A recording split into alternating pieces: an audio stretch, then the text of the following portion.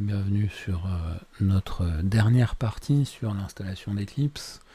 On va pouvoir enfin télécharger notre outil et le paramétrer. On va se rendre sur le site d'eclipse.org. Attention, sur ce site, vous avez plusieurs packagings d'Eclipse. Moi, je vous encourage à prendre celui que je vous montre ici, c'est-à-dire celui qui va contenir l'ensemble de l'outil et pas juste l'installeur par Internet. On va aller du coup dans Download Packages. Ici, on va pouvoir sélectionner la version d'Eclipse qui nous intéresse.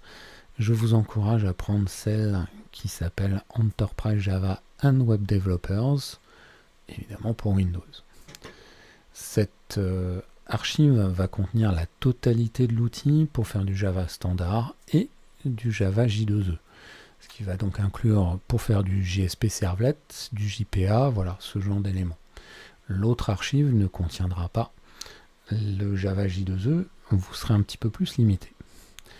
Une fois téléchargé votre beau fichier de 500 et quelques MB, on va le dézipper à travers 7-zip que nous avons installé lors de la première étape. Je vous encourage à dézipper Eclipse sur un chemin court. Ici, dans mon exemple, je le dézippe sur ces deux points. Évitez de le mettre sur un dossier, deux dossiers, deux dossiers, deux dossiers, deux dossiers. Si jamais vous dépassez la taille maximale des noms de fichiers sous Windows, vous aurez un Eclipse un petit peu en mauvais état. Une fois dézippé, pour le lancer, on va simplement double-cliquer sur le eclipse.exe. Pour que le lancement se passe bien, il faut au préalable avoir installé un JDK, ce qui tombe bien puisque c'est exactement ce qu'on a fait. Le premier lancement est toujours un petit peu long, il faut être un petit peu patient. Il va vous poser une question, il va vous demander où souhaitez-vous mettre votre workspace, votre espace de travail. Par défaut, il va vous le placer dans le dossier utilisateur de Windows.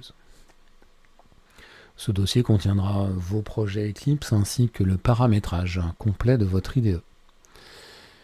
Une fois arrivé dans Eclipse, on peut vérifier que tout est bien en place. Ici, eclipse.org s'ouvre une fois et une seule. Ici, je vous rappelle l'endroit des perspectives en haut à droite. Par défaut, on est en perspective Java EE.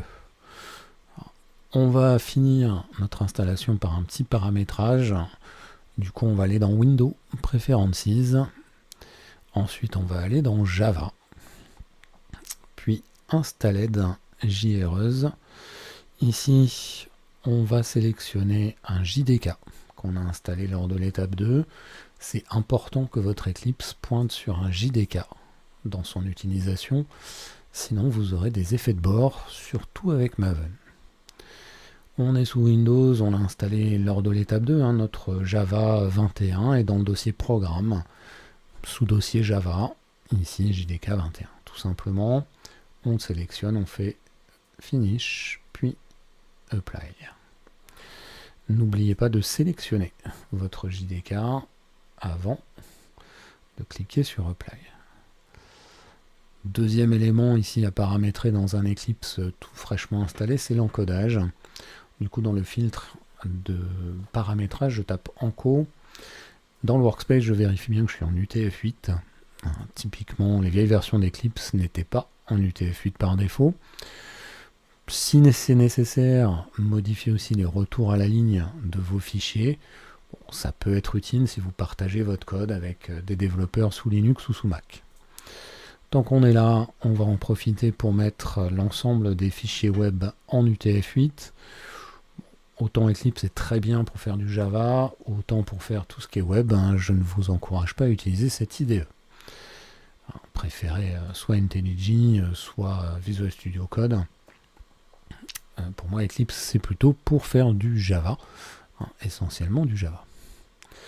Voilà, on va switcher de perspective, on va se mettre en perspective Java, et notre Eclipse est customisé, on va pouvoir commencer à coder.